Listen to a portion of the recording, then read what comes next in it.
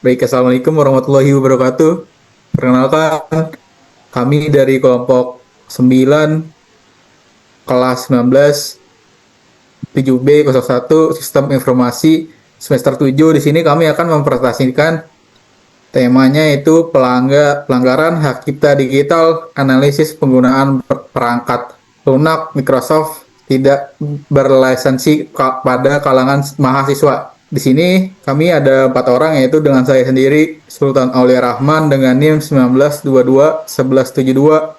Saya Muhammad Iksan Rais dengan NIM 19220942. Saya Muhammad Sultan Hilmi Razifa dengan NIM 19221184. Dan saya yang terakhir, Malika Saputra Arya Arja dengan NIM 19220928. Baik, di sini saya akan membacakan latar belakangnya masalah, yaitu pertama adalah perkembangan teknologi informasi dan komunikasi telah mendorong transformasi digital di perguruan tinggi. Sistem informasi Windows dan aplikasi Windows sebagainya seperti Office, Microsoft 365 menjadi infrastruktur utama untuk penulisan tugas seperti penelitian dan administrasi akademik. Namun berbagai laporan BSC IDC menunjukkan bahwa tingkat penggunaan software tidak berlisensi di Indonesia masih sangat tinggi, sehingga banyak aktivitas akademik mahasiswa justru bertumpu pada perangkat lunak Microsoft bajakan. Praktik ini bukan hanya melanggar hak cipta dan ketentuan lisensi, tetapi juga meningkatkan risiko keamanan informasi sekaligus bertentangan dengan nilai kejujuran dan etika profesi teknologi informasi yang seharusnya dijunjung di lingkungan kampus. Kondisi inilah yang menjadi latar belakang perlunya kajian yuridis dan etis terhadap pengguna perangkat lunak Microsoft tidak berlisensi di kalangan mahasiswa. Di sinilah permasalahannya. Permasalahan yang utama adalah dalam penelitian ini adalah adanya kesenjangan antara tingginya ketergantungan perguruan tinggi dan mahasiswa pada software Microsoft, yaitu Windows dan Office, sebagai infrastruktur utama kegiatan akademik. Dengan masih maraknya penggunaan software tersebut dalam bentuk tidak berlisensi, praktik seperti instalasi Windows, Office, bajakan, atau penggunaan crack, serta pemakaian license di luar ketentuan telah menjadi hal yang dinormalisasi dalam aktivitas belajar sehari-hari mahasiswa.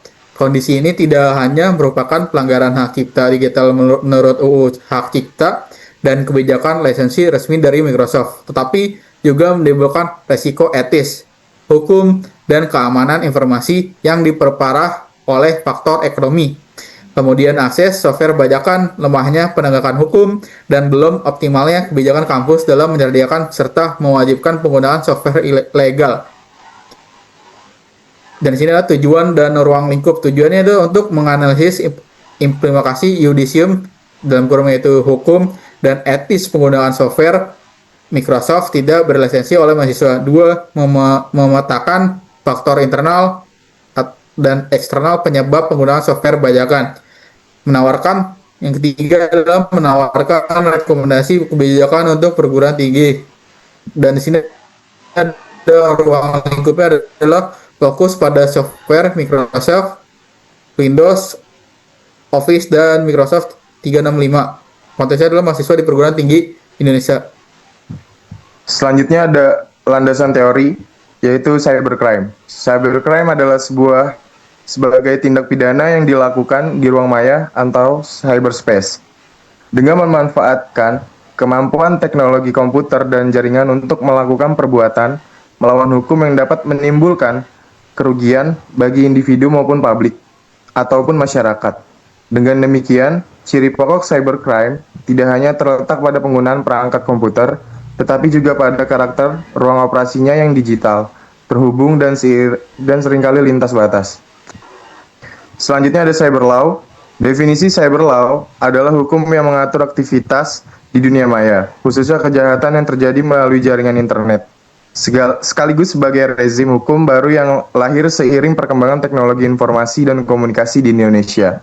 Cyber law dipahami sebagai aspek hukum yang berasal dari istilah cyberspace law dengan ruang lingkup yang mencakup setiap aspek yang berkaitan dengan subjek hukum yang menggunakan dan memanfaatkan teknologi internet sejak seseorang mulai online dan masuk cyberspace atau dunia maya. Selanjutnya ada digital piracy dan software piracy.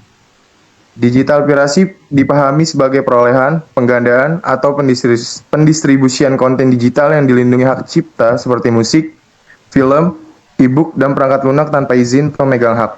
Software piracy umumnya didefinisikan sebagai penggandaan, penggunaan, atau pendistribusian perangkat lunak secara tidak sah dengan melanggar ketentuan lisensi dan hukum hak cipta. Selanjutnya ada metode penelitian. Metode penelitian yang kami gunakan yaitu metode kualitatif deskriptif dengan pendekatan yuridis normatif, yaitu menganalisis fenomena penggunaan software tidak berlisensi dengan bertumpu pada norma hukum, positif, dan konteks etisnya. Data diperoleh melalui studi kepustakaan berupa undang-undang hak cipta dan regulasi berkait TI, dokumen resmi lisensi, Microsoft, laporan BSA IDC tentang tingkat software tidak berlisensi, serta artikel ilmiah mengenai cybercrime, cyber law, etika profesi teknologi informasi komunikasi, dan perilaku pengguna teknologi di perguruan tinggi. Data tersebut dipadukan untuk memberikan gambaran utuh tentang posisi hukum, realitas penggunaan, dan dimensi etis pemakaian software Microsoft tidak berlisensi oleh mahasiswa. Selanjutnya akan dijelaskan oleh teman saya. Selanjutnya adalah pembahasan dari jurnal. Yang pertama adalah posisi software Microsoft dalam ekosistem di pendidikan tinggi. Windows dan Microsoft Office sebagai infrastruktur utama mayoritas dokumen tugas, laporan penelitian, dan bahan ajar, hingga administrasi akademik disusun dan dipertukarkan dalam format berkas docx, XLSX, dan PPTX, sehingga kompatibilitas dengan ekosistem Microsoft praktis menjadi prasyarat partisipasi penuh dalam proses belajar mengajar. Dengan kata lain, pilihan teknologi yang diambil institusi dan dosen secara langsung membentuk ketergantungan struktural mahasiswa pada software Microsoft, baik di perangkat kampus maupun perangkat pribadi yang mereka gunakan sehari-hari.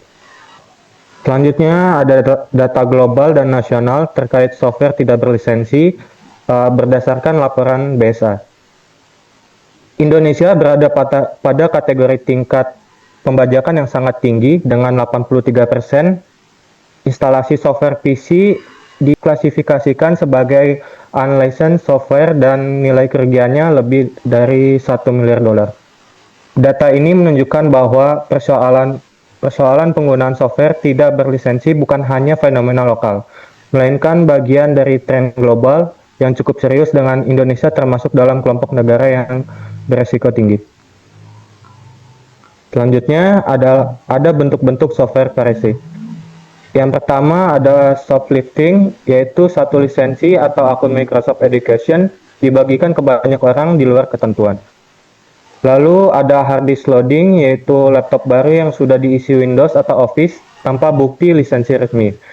Yang ketiga ada internet atau online piracy, yaitu download Windows atau Office plus aktivator dari situs tidak resmi. Lalu yang keempat ada client server overuse, yaitu penggunaan software Microsoft di kampus melebihi kapasitas lisensi. Yang terakhir ada counterfeiting, yaitu DVD atau produk key murah namun ilegal. Selanjutnya ada beberapa faktor internal dan eksternal yang membuat mahasiswa menggunakan perangkat lunak Microsoft secara ilegal. Yang pertama faktor internal, yaitu permisif terhadap pembajakan atau biasa disebut hal biasa melakukan pembajakan. Lalu yang kedua ada motivasi penghematan biaya. Yang ketiga adalah rendahnya kesadaran etika profesi dan tanggung jawab hukum. Lalu ada 5 faktor eksternal. Yang pertama ada kondisi ekonomi dan harga software yang dianggap mahal. Lalu yang kedua kemudahan akses software bajakan, internet, dan toko PC. Lalu lemahnya penegakan hukum di ranah digital. Yang keempat, kurangnya edukasi lisensi atau hak cipta. Yang terakhir adalah kebijakan kampus yang belum tegas plus memfasilitasi software legal yang terbatas. Selanjutnya, ada penggunaan software Microsoft di kalangan mahasiswa. Penelitian kuantitatif yang dilakukan oleh Danendra terhadap mahasiswa Universitas Pradita, studi tersebut menunjukkan bahwa mayoritas responden menggunakan produk Microsoft. 91% menyatakan pernah memakai aplikasi Microsoft dengan Word, Excel, PowerPoint sebagai 3 aplikasi paling sering digunakan. Namun di antara pengguna produk Microsoft tersebut, 65,6% mengaku memperoleh aplikasinya secara ilegal. Sementara hanya 34,4% menggunakan jalur legal. Meskipun sebagian besar mahasiswa menyadari bahwa aplikasi memiliki lisensi dan mengakui bahwa pembajakan tidak etis, faktor ekonomi tidak ingin mengeluarkan biaya lisensi, kemudahan akses aplikasi bajakan, serta keterbatasan metode pembayaran legal tetap menjadi alasan utama penggunaan software tidak berlisensi. Analisis yuridis atau pelanggaran hak cipta digital dalam kerangka cyber law. Pelanggaran hak cipta digital sangat lunak, termasuk penggunaan software Microsoft tidak berlisensi di kalangan mahasiswa. Pada dasarnya merupakan pelanggaran terhadap hak ekonomi dan hak moral cipta, sebagaimana diatur dalam Undang-Undang Nomor 28 Tahun 2012 tentang hak cipta. UU ini mengkualifikasikan program komputer sebagai ciptaan yang dilindungi, sejajar dengan karya seni, sastra, dan ilmu pengetahuan, sehingga di setiap pengadaan, investasi, maupun distribusi tanpa izin yang dilakukan melalui media digital dapat dikualifikasikan sebagai perbuatan melawan hukum di ranah hak cipta. Implikasi dan upaya penanggulangannya. Yang pertama, ada penguatan kurikulum etika profesi TI. Yang kedua, ada peningkatan literasi digital dan hukum hak cipta. Yang ketiga, penerapan dan sosialisasi kode etik profesi TI. Yang keempat, penguatan kebijakan institusional dan keteladanan kelembagaan. Yang terakhir, kolaborasi dengan industri dan pemangku kepentingan lain. Kesimpulan, perangkat lunak Microsoft, khususnya Microsoft Windows dan Microsoft Office, berperan sangat strategis dalam kegiatan akademik dan menjadi infrastruktur digital utama di perguruan tinggi. Namun, penggunaan software Microsoft tidak berlisensi di kalangan mahasiswa masih marak melalui pengunduhan ilegal, aktivator, dan lisensi yang disalahgunakan, sehingga jelas merupakan pelanggaran hak cipta digital dengan dampak pada keamanan sistem, integritas data, dan budaya hukum kampus. Kombinasi faktor internal seperti sikap permisif, keterbatasan ekonomi, rendahnya kesadaran, dan eksternal seperti akses mudah di kepada bajakan, lemahnya penegakan hukum, dan kebijakan kampus, menciptakan ekosistem yang permisif terhadap pelanggaran lisensi, sehingga masalah ini bukan sekedar teknis, tapi juga persoalan hukum, etika, dan budaya yang perlu ditangani secara serius. Saran, sebagai tindak lanjut, perguruan tinggi perlu memperkuat kebijakan penggunaan software legal melalui aturan internal yang jelas, pengawasan yang konsisten, serta penyediaan lisensi resmi, misalnya skema lisensi pendidikan Microsoft dan laboratorium dengan software berlisensi. Materi tentang hak cipta digital, etika profesi TIK, dan literasi hukum teknologi perlu diintegrasikan ke dalam kurikulum, sekaligus diwujudkan dalam teladan penggunaan software legal dan institusi pemerintah dan pemegang hak didorong untuk memperluas akses lisensi terjangkau dan meningkatkan sosialisasi serta penegakan hukum terhadap distribusi software ilegal. Mahasiswa sendiri perlu mengubah pola pikir dengan menjadikan penggunaan software legal sebagai bagian dari integritas pribadi dan profesional, memanfaatkan lisensi pendidikan yang tersedia dan berkendala biaya, mempertimbangkan alternatif perangkat lunak open source yang sah. Sekian presentasi dari kelompok kami, kurang lebihnya mohon maaf. Assalamualaikum warahmatullahi wabarakatuh.